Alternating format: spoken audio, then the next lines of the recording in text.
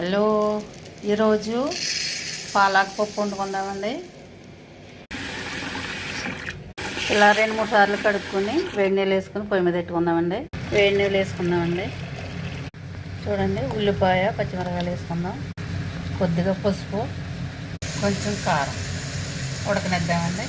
పప్పు కొద్దిగా ఉడికిందండి. ఇప్పుడు పాలకూర వేసుకుందాం. పాలక్ శుభ్రంగా నేను తరుక్కొని కడిగి పెట్టుకున్నాను. పాలకూర వేసుకుందాం.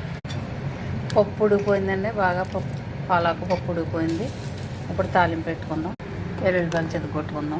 పప్పు తాలింపు పెట్టుకుందామండి. ముందు నెయ్యి వేసుకుందాం, కొద్దిగా నూనె వేసుకుందామండి.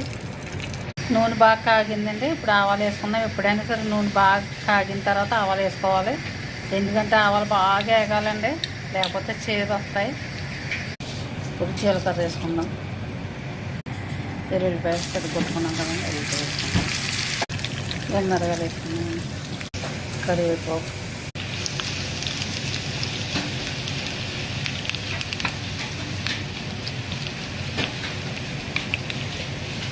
ఇప్పుడు ఇంగువ వేసుకుందామండి.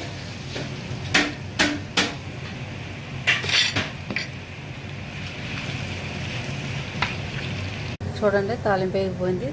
తాలింపు వేసుకుందాం.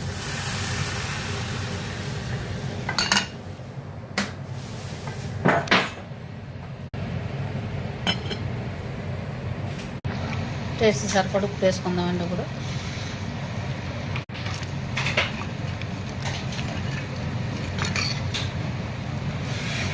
పాలక్ పప్పు రెడీ అయిపోయిందండి. తాలింపు పెట్టినా కూడా ఇలా మరిగించుకోవాలండి, అప్పుడే టేస్ట్ వస్తుంది. పప్పు రెడీ అయిపోయిందండి. కొంచెం బాయిల్ అయినాక గ్యాస్ బంద్ చేస్తాం.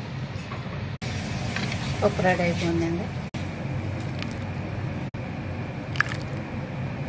పప్పు వైట్ రైస్లు వేసుకుని పచ్చడి అని, ఆవకాయ అని, ఆమ్లెట్ అని అద్దుకుని అన్నంలో కలిపి తింటే చాలా టేస్ట్గా ఉంటుందండి.